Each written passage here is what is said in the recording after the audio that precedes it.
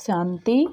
सुनते हैं आज 27 अक्टूबर 2023 के ईश्वरीय अनमोल महावाक्य।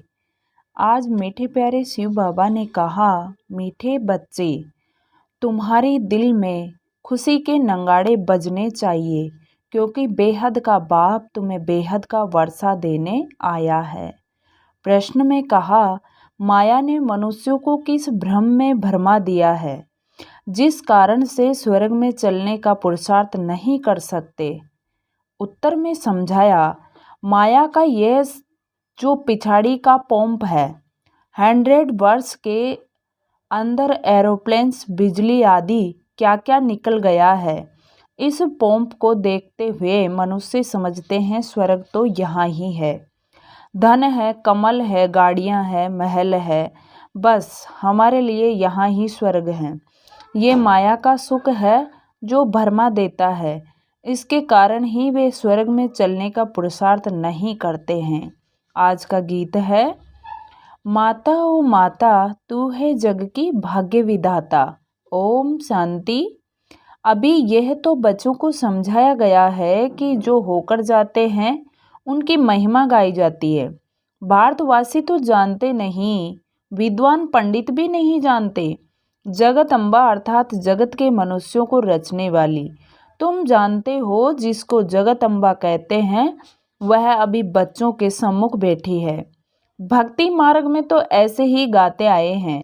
तुम बच्चों को अभी ज्ञान मिला है, अर्थात जगत अम्बा का परिचय मिला है। जगत अम्बा के नाम से भी भिन्न भिन्न अनेक चित्र बनाए हैं। वास्तव में है तो एक ही जगत अम्बा। उनको ही काली कहो, सरस्वती कहो, दुर्गा कहो, ढेर नाम रखने से मनुष्य मूंझ गए हैं। काली कलकत्ते वाली भी कहते हैं, परंतु ऐसा चित्र तो होता नहीं। बाप कहते हैं यह सब भक्ति मार्ग की सामग्री है। जब से भक्ति मार्ग शुरू होता है तब से रावण राज्य भी शुरू होता है। यह तो मनुष्य जानते नहीं कि रावण क्या है, राम क्या है। ये बेहद की कहानी है। तुम बच्चे अब जानते हो, रावण राज्य पूरा हो फिर राम राज्य शुरू होता है। राम जरूर सुख देने वाला होगा, रावण जरूर दुख देने वाला होगा। भारत में रावण राज्य है तो उनको शोक वाटिका कहा जाता है। बाप ने समझाया है, तुम सब इस समय रावण राज्य में हो। मुख्य भारत की ही बात है। रावण राज्य में तुम भ्रष्टाचारी बन गए हो। राम अर्थात बेहद का बाप है, सुख देने वाला। इस समय सभी मनुष्य हैं आसुरी मत पर, बाकी रावण कोई 10 शीश वाला नहीं है। यह है 10 विकारों की मत, जिसको रावण मत कहा जाता है। शिव बाबा की मत है श्रीमत। अभी आसुरी संप्रदाय है ना, ये बेहद की बात है। श्रीमत से 21 जन्म सुख पाते हो, आसुरी मत से 63 जन्म तुमने दुख पाया है। फिर आगे बाबा ने कहा, तुम जानते हो यह रावण है बड़े ते बड़ा दुश्मन, जिसको जलाते रहते हैं। समझते नहीं कि आखिरी रावण को जलाना हम बंद कब करेंगे। कहते हैं ये रावण को जलाना तो परंपरा से चला आता है। एफिजी बनाए जलाते रहते हैं। बरोबर इस रावण ने सबको दुख दिया है, खास भारत को। तो रावण बड़ा दुश्मन हुआ ना। परंतु इस बेहद के दुश्मन का किसको पता नहीं है। बेहद का बाप आकर बेहद का सुख देते हैं। ऐसी सहज बात भी कोई विद्वान पंडित आदि नहीं जानते। तुम बच्चे जानते हो हमको बेहद के बाप से सुख का वर्षा लेना है, परंतु फिर घड़ी घड़ी तुम बाप को भूल जाते हो। भक्ति मार्ग में तुम पुकारते आए हो, हे बाबा रहम करो, मर्सी ऑन मी। मर्सी तो करता रहता हूँ। जिस जिस भावना से देवताओं की पूजा करते हैं तो अल्पकाल का सुख जरूर देता हूँ, और कोई सुख दे नहीं सकता। मैं ही हूँ सुखदाता। भक्ति मार्ग में भी देने वाला मैं ही हूँ। कहते हैं गॉड फादर ये है दिया, भगवान के लिए कहते हैं। फिर ऐसे क्यों कहते हो ये धन फलाने साधु ने दिया, जबकि सुख देने वाला है ही एक बाप। गाते भी हैं, हे भगवान हमारे दुख दूर करो। फिर ऐसे क्यों कहते हो फलाने साधु ने हमारा ये दुख दूर किया, बच्चा दिया। समझते हैं उनकी कृपा से सुख मिला। धंधे में फायदा होता है तो समझते हैं गुरु कृपा हुई, नुकसान होता है तो ऐसे नहीं कहते कि गुरु की कृपा अकृपा हुई। बेचारे भक्त लोग समझते हैं बिगड़ जो आया सो कहते रहते हैं, जो सुनते उस पर फॉलो करते रहते हैं। यह भी ड्रामा। आगे बाबा ने कहा, अब बाप आकर तुम्हें अपना बनाते हैं। बाप से प्रीत रखने में भी माया बहुत बिघन डालती है, एकदम मुंह फिरा देती है। 21 जन्म का सुख देने वाले बाप को फारगति दिला देती है। बाप समझाते हैं भक्ति मार्ग और ज्ञान मार्ग में रात दिन का फर्क है। भक्ति करते करते जब कंगाल बन जाते हैं तब फिर बाप आकर ज्ञान देकर 21 जन्मों के लिए तुमको माला माल कर देते हैं। ये भक्ति तो तुम जन्म बाय जन्म करते रहे, अल्पकाल सुख मिलता है, दुख तो बहुत है ना। बाप कहते हैं मैं आया हूँ तुम्हारा जो गवाया हुआ राज्य है वह देने। बेहद की बात हुई ना, बाकी और कोई बात नहीं। ये लक्ष्मी नारायण आदि वॉइसलेस देवताएं थे। उन्हों के महलों में कितने हीरे जवाहरात होंगे, तुम आगे चलकर बहुत कुछ देखेंगे। जितना नजदीक आते जाएंगे उतना स्वर्ग की सीन देखते जाएंगे। कितनी बड़ी बड़ी दरबार होगी, खिड़कियों पर सोने हीरे जवाहरातों के कितना अच्छा श्रृंगार होगा। बस यह रात पूरी होकर दिन शुरू होगा। जो बैकुंठ तुम दिव्य दृष्टि से देखते हो वह प्रैक्टिकल में जरूर देखेंगे। जो विनाश दिव्य दृष्टि से देखा है वह भी प्रैक्टिकल में देखेंगे। तुम्हारे अंदर तो खुशी के नगाड़े बजने चाहिए। हम बेहद के बाप से बेहद का वर्षा ले रहे हैं। यह चित्र तो कोई एक्यूरेट नहीं है, वह तुम सब दिव्य दृष्टि से देखते हो। वहां जाकर रास आदि करते हो, कितने चित्र आदि बनाते थे। जो कुछ दिव्य दृष्टि से बाप ने दिखाया वह फिर प्रैक्टिकल जरूर होगा। तुम जानते हो ये छीछी दुनिया खत्म हो जाएगी। तुम यहाँ बैठे हो श्रीमत पर, अपना स्वराज्य लेने के पुरुषार्थ में। कहाँ वह भक्ति मार्ग, कहाँ ये ज्ञान मार्ग। यहाँ भारत का हाल देखो क्या हुआ है। खाने के लिए अन्न नहीं, बड़े बड़े प्लेन बना रहे हैं। टाइम है बाकी थोड़ा। उनका प्लेन और तुम्हारा प्लेन देखो कैसा है। ये बातें कोई शास्त्रों में नहीं है। रामायण आदि में कितनी कहानियां लिख दी है, परंतु ऐसे तो नहीं है। रावण को फिर वर्ष वर्ष क्यों जलाते हैं। रावण को जलाया तो वह खत्म हो जाना चाहिए ना। भक्ति मार्ग की आमदनी कैसी और ज्ञान मार्ग की आमदनी कैसी है। बाबा एकदम भंडारा भर देते हैं। फिर बाबा ने कहा उसके लिए मेहनत है, पवित्र जरूर रहना पड़े। गाते भी हैं अमृत छोड़ विष काहे को खाएं। अमृत नाम से अमृतसर में एक तालाब बना दिया है। तालाब में डुबकी मारते हैं। मानसरोवर नाम का भी एक तालाब बना दिया। मानसरोवर का अर्थ भी नहीं समझते। मानसरोवर अर्थात निराकार परमपिता परमात्मा ज्ञान सागर मनुष्य के तन में आकर यह ज्ञान सुनाते हैं। मनुष्य ने कथाएं आदि कितनी बैठ बनाई है। सर्वशास्त्र में शिरोमणि गीता, फिर उसमें श्री कृष्ण वाच लिख दिया है। फिर श्री कृष्ण के लिए भी कितनी बातें लिख दी है। सर्प ने ढसा, स्त्रियों को भगाया, कितने झूठे कलंक लगाए हैं। अभी तुम समझा सकते हो श्री कृष्ण की तो बात ही नहीं है। यह तो ब्रह्मा द्वारा परमपिता परमात्मा सभी वेदों शास्त्रों ग्रंथों का सार बैठ बतलाते हैं। नंबर 1 है श्रीमद् भगवत गीता।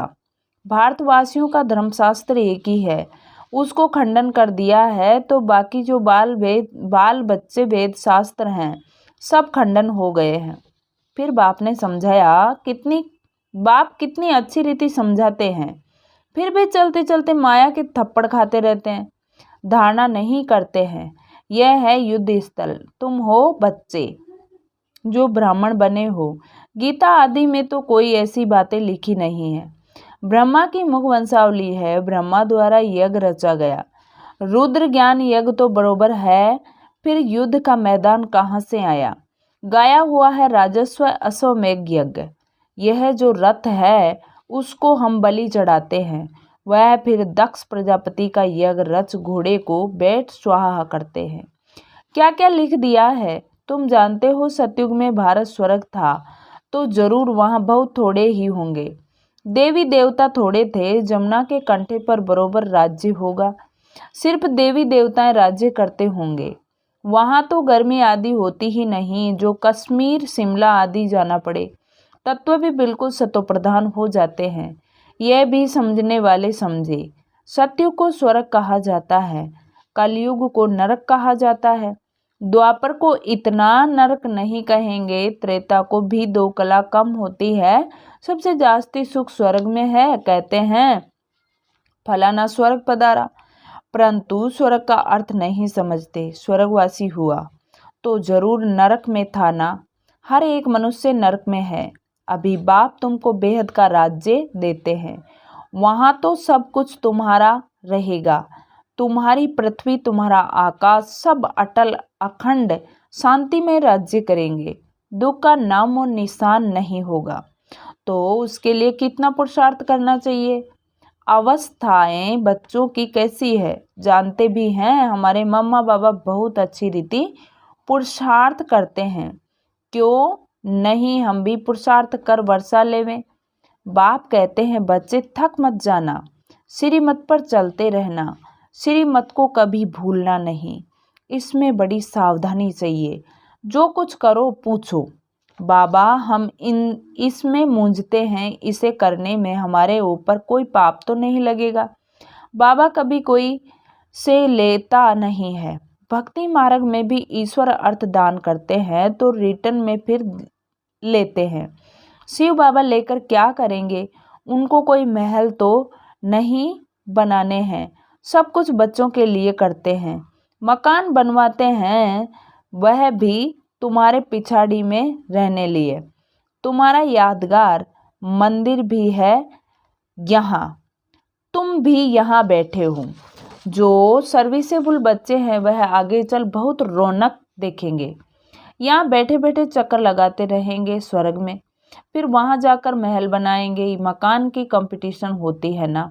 अभी 100 वर्ष में कितना बनाया है। भारत को जैसे बहिष्ठ बना दिया है, तो वहाँ 100 वर्ष में समझते हो क्या नहीं होगा। साइंस सारी तुमको वहाँ काम में आती है। साइंस का सुख ही वहाँ है, यहाँ तो दुख है। साइंस पर कितनी मेहनत करते हैं। तुम बच्चे समझते हो कि यह सिर्फ फाफा मार रहे हैं, अपनी बड़ाई कर रहे हैं। अल्पकाल क्षणभंगुर सुख है। ये माया का पिछाड़ी का पोंप है। यह एरोप्लेन्स रॉकेट्स आदि में आ भी जाते हैं। आगे यह सब साधन थे नहीं, बिजली आदि भी नहीं थी। यह सब है माया का सुख जो मनुष्य को भरमाता है। मनुष्य समझते हैं बस यही स्वर्ग है। विमान आदि स्वर्ग में थे, अभी स्वर्ग है ना। यह नहीं समझते कि स्वर्ग के लिए तो अब तैयारी हो रही है। समझते हैं धन है, महल है, बस है, हमारे लिए यहाँ ही स्वर्ग है। अच्छा, तुम्हारी तकदीर में ये स्वर्ग है। हमको तो मेहनत कर सच्चे सच्चे स्वर्ग में चलना है, जिसके लिए तुम पुरुषार्थ करते हो। पुरुषार्थ में ढीला नहीं पड़ना। गृहस्थ व्यवहार में रह पुरुषार्थ करना है, सर्विस करनी है। खुद पवित्र बन, फिर अपने मित्र संबंधियों आदि को भी लायक बनाओ। मीठी मीठी बातें सुनाओ। बाबा ने 2 बाप की पॉइंट्स बहुत अच्छी रीति समझाई है। वर्षा बाप से मिलता है जायदाद का। अच्छा, मीठे मीठे सिकिलदे बच्चों प्रति माता पिता बाप दादा का याद प्यार और गुड मॉर्निंग। रूहानी बाप की रूहानी बच्चों को नमस्ते। हम रूहानी बच्चों की रूहानी बाप दादा को याद प्यार गुड मॉर्निंग और नमस्ते बाबा, नमस्ते, शुक्रिया बाबा, शुक्रिया, वाह बाबा वाह। धारणा के लिए मुख्य सार। फर्स्ट पॉइंट है, पुरुषार्थ में कभी भी थकना नहीं है। बड़ी सावधानी से श्रीमत पर चलते रहना है, मूंझना नहीं है। सेकंड पॉइंट, कोई भी पाप कर्म नहीं करना है। सच्चे सच्चे स्वर्ग में चलने के लिए पवित्र बनने और बनाने की सेवा करनी है। आज का वरदान है ब्राह्मण बच्चों के लिए, निश्चय बुद्धि बन, लौकिक में अलौकिक भावना रखने वाले डबल सेवाधारी ट्रस्टी भव। निश्चय बुद्धि बन लौकिक में अलौकिक भावना रखने वाले डबल सेवाधारी ट्रस्टी भवन। कई बार कई बच्चे सेवा करते करते थक जाते हैं, सोचते हैं यह तो कभी बदलना ही नहीं। ऐसे दिल शिकस्त नहीं हो। निश्चय बुद्धि बन मेरेपन के संबंध से न्यारे हो चलते चलो। कोई कोई आत्माओं का भक्ति का हिसाब किताब चुकती होने में थोड़ा समय लगता है, इसलिए धीरज धर साक्षीपन की स्थिति में स्थित हो, शांत और शक्ति का सहयोग आत्माओं को देते रहो। लौकिक में अलौकिक भावना रखो, डबल सेवाधारी ट्रस्टी बनो। अच्छा, आज का स्लोगन है, अपनी श्रेष्ठ वर्ती से वायुमंडल को श्रेष्ठ बनाना यही सच्ची सेवा है। अपनी श्रेष्ठ वर्ती से वायुमंडल को श्रेष्ठ बनाना यही सच्ची सेवा है। अच्छा, ओम शांति। आज की मुरली से सोमान लेंगे, मैं निश्चय बुद्धि सेवाधारी ट्रस्टी आत्मा हूँ। मैं निश्चय बुद्धि सेवाधारी ट्रस्टी आत्मा हूँ। ओम शांति, ओम शांति। शुक्रिया बाबा, शुक्रिया।